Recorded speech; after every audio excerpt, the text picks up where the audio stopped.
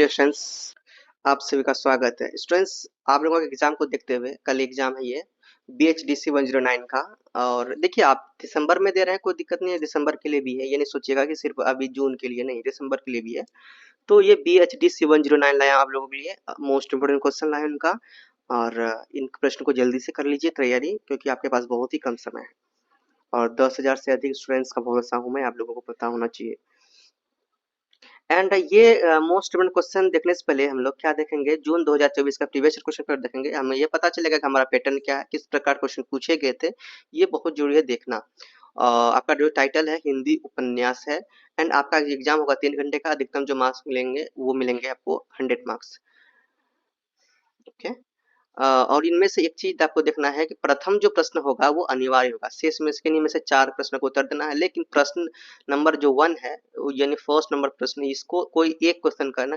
तो अच्छा, इसमें लिखा है निम्नलिखित गद्यांशों में से किन्हीं 3 के संदर्भ से। बच्चा, आपको टोटल 3 प्रश्न का जवाब देना, 36 मार्क्स उसमें मिलेंगे। कितने मिलेंगे? 36 मार्क्स मिलेंगे। तो भैया ये तो बहुत ईजी है, कोई दिक्कत नहीं है। इनमें से आप लोग आराम से इनकी व्याख्या कर सकते हैं।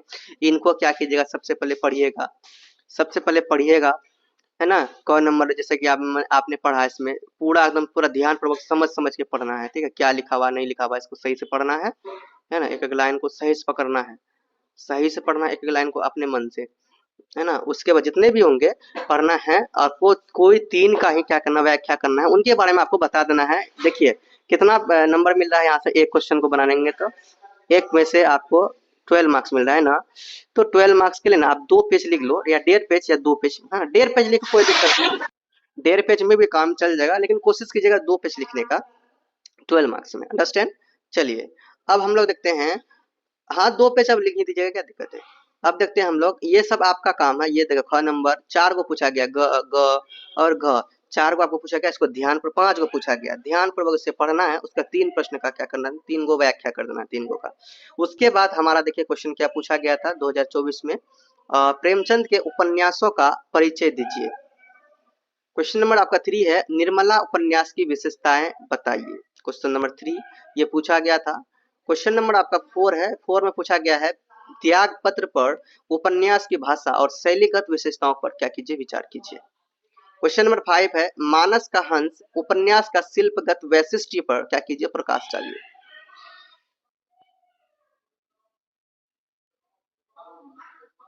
क्वेश्चन नंबर 6 है, मृग नयनी उपन्यास के आधार पर मृग नयनी की चारित्रिक विशेषताओं का क्या कीजिए, विवेचन कीजिए।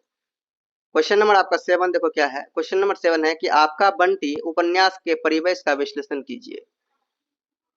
क्वेश्चन नंबर 8 में पूछा गया है कि निम्नलिखित विषयों में से किन्हीं 2 पर क्या कीजिए, टिप्पणी लिखिए, है ना। 8 नंबर का इसमें से आपको कितने नंबर मिलेंगे, 8 नंबर मिलेंगे।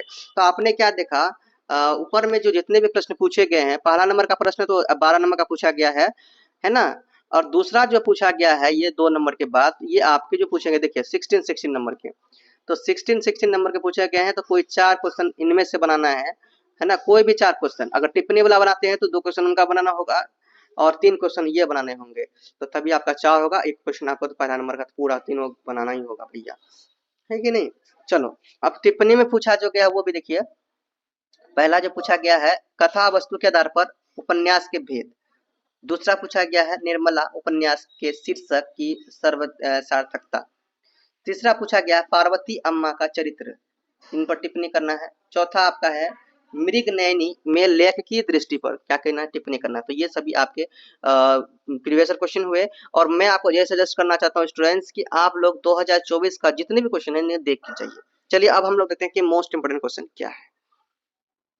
आपका कोड है BHDC 109 हिंदी उपन्यास, ये आपका टाइटल आपने देख लिया।